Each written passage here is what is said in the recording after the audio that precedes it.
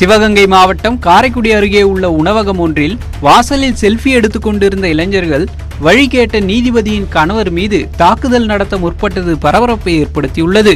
காரைக்குடி குற்றவியல் நீதித்துறை நடுவர் நர்மதா அவரது கணவர் நவீன்குமாருடன் பர்மா காலனியில் உள்ள உணவகத்தில் சாப்பிட சென்றபோது வாசலில் சில இளைஞர்கள் செல்ஃபி எடுத்துக் கொண்டிருந்தனர். அப்போது நவீன்குமார் ஓரமாக நின்று செல்ஃபி எடுக்குமாறு கூறியுள்ளார். ஆனால் வாக்குவாதத்தில் ஈடுபட்ட இளைஞர்கள் நவீன்குமாரை தள்ளிவிட்டு தாக்க முற்பட்டுள்ளனர். இது உணவகத்தில் இருந்த சிசிடிவி கேமராவில் பதிவாகியுள்ளது.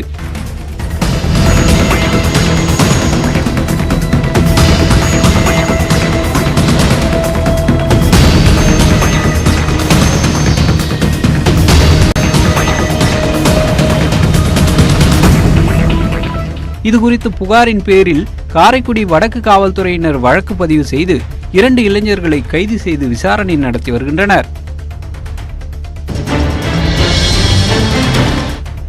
திண்டுக்கல்லில் கூட்டுறவுத்துறை அமைச்சர் ஐ பெரியசாமியின் காரை மறித்து குடிநீர் கேட்டு பெண்கள் காலி குடங்களுடன் மறியலில் ஈடுபட்டனர். தாடிக்கொம்பு பேரூராட்சி பகுதியில் பேருந்து நிறுத்த நிழற்குடையை அமைச்சர் ஐ பெரியசாமி திறந்து வைத்தார். தொடர்ந்து குழந்தை இயேசு மேல்நிலைப்பள்ளி அருகில் குளம் மற்றும் கால்வாய் தூர்வாறுதல் பணிகளை பார்வையிடச் சென்ற அமைச்சரின் காரை பெண்கள் வழிமறித்தனர். 2 ஆண்டுகளாக தங்களுக்கு முறையாக குடிநீர் வழங்கப்படவில்லை என அவர்கள் முறையிட்டனர். தற்போதுதான் தாங்கள் ஆட்சிக்கு வந்துள்ளதாகவும் பொதுமக்களின் குடிநீர் பிரச்சினை விரைவில் சரி செய்யப்படும் என அமைச்சர் உறுதியளித்ததை அடுத்து பெண்கள் கலைந்து சென்றனர். மாற்றுத்திறனாளியை போலீசார் தாக்கிய சம்பவம் பரபரப்பை ஏற்படுத்திய நிலையில் இது தொடர்புடைய 3 காவலர்களையும் சஸ்பெண்ட் செய்து திருச்சி ஐஜி உத்தரவிட்டுள்ளார். இந்நிலையில் காவல்துறையினர் 3 பேர் மீதும் வழக்கு பதிவு செய்யப்பட்டுள்ளது. இந்திய தண்டனை சட்டம், மாற்றுத்திறனாளிகள் உரிமைகள் சட்டம் ஆகியவற்றின் கீழ் வழக்கு பதிவு செய்யப்பட்டு விசாரணை நடத்தப்பட்டு வருகிறது. கூட்டி போய் அடிச்சாங்க ஸ்டேஷனுக்கிட்ட. என்ன சொல்லி அடிச்சாங்கன்னா, என்ன நீ என்ன காந்தியா, நீ காந்தினா உனக்கு காந்தியோட அடியை நான் காட்டுறேன்டா வாடா, காந்திக்கு எப்படி அடிச்சாங்கன்னு அது மாதிரி அடிச்சாங்க சார். சென்னை எழிலகத்தில் 35 லட்சம் ரூபாய் பறிமுதல் செய்த விவகாரத்தில் அமலாக்கத்துறை விசாரணையை தொடங்கியுள்ளது. எழிலகத்தில் கடந்த 14ஆம் தேதி லஞ்ச ஒழிப்புத்துறை சோதனை நடத்தியது. இதில் போக்குவரத்து துணை ஆணையர் நடராஜன் அறையிலிருந்து 35 லட்சம் ரூபாய் பறிமுதல் செய்யப்பட்டது. பலசரவாக்கத்தில் உள்ள நடராஜன் வீட்டிலிருந்தும் 2 லட்சம் ரூபாய் பணம் பறிமுதல் செய்யப்பட்டது. போக்குவரத்து துறையில் பதவி உயர்வுக்காக பணம் வசூலிக்கப்பட்டதாக லஞ்ச ஒழிப்புத்துறையினரின் முதற்கட்ட விசாரணையில் தெரியவந்தது. இந்த சூழலில் சட்டவிரோத பண பரிவர்த்தனை சட்டத்தின் கீழ் நடவடிக்கை எடுக்க அமலாக்கத்துறை முடிவு செய்துள்ளது. இதற்கான ஆவணங்களை தருமாறு லஞ்ச ஒழிப்புத்துறையிடம் அமலாக்கத்துறை கோரியுள்ளது. கன்னியாகுமரி மாவட்டம் குளச்சலில் பெட்ரோல் பங்க் ஊழியரின் சாதுரியத்தால் கொள்ளை முயற்சி தடுக்கப்பட்டுள்ளது. கடந்த ஞாயிற்றுக்கிழமை குளச்சல் பகுதியில் உள்ள பெட்ரோல் பங்கிற்கு வந்த ஒருவர் இங்கிருந்த ஊழியர் நெல்சனை தாக்கிவிட்டு பணத்தை பறிக்க முயன்றுள்ளார். பைக்கில் தப்பிச் செல்ல முயன்ற அந்த நபரை சக ஊழியர்கள் மடக்கி பிடிக்க முயன்றதால் பணத்தையும் பைக்கையும் அங்கேயே போட்டுவிட்டு அந்த நபர் தப்பி ஓடினார். இதுகுறித்து குளச்சல் காவல் நிலையத்தில் புகார் அளிக்கப்பட்ட நிலையில் அந்த நபர் கொண்டு வந்தது திருட்டு பைக் என்பது தெரியவந்துள்ளது. இந்நிலையில் கொள்ளையனை பெட்ரோல் பங்க் ஊழியர்கள் பிடிக்க முயன்ற சிசிடிவி காட்சி வெளியாகியுள்ளது.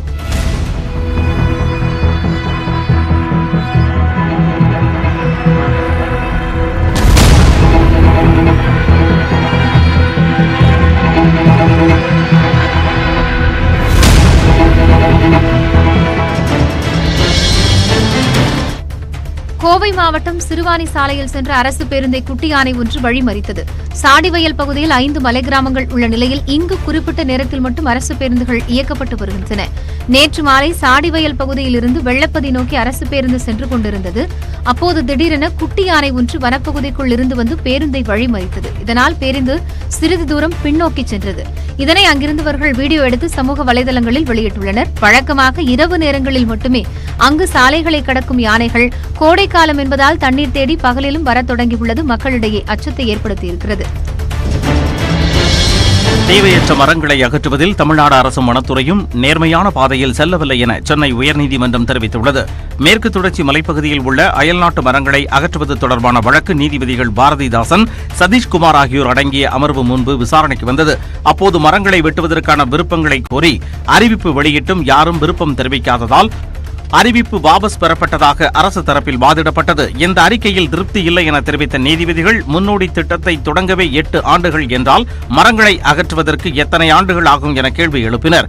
தேவையற்ற மரங்களை அகற்றுவதில் தமிழ்நாடு அரசும் வனத்துறையும் நேர்மையான பாதையில் செல்லவில்லை என கூறிய நீதிபதிகள் வழக்கு விசாரணையை அடுத்த மாதம் 1ஆம் தேதிக்கு ஒத்திவைத்தனர்.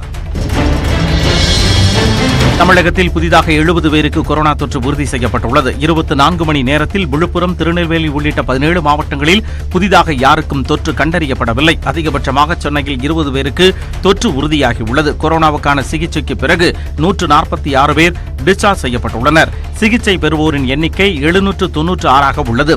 தொற்று பாதிப்பால் தமிழ்நாட்டில் ஒருவர் உயிரிழந்ததாக மக்கள் நல்வாழ்வுத்துறை தெரிவித்துள்ளது.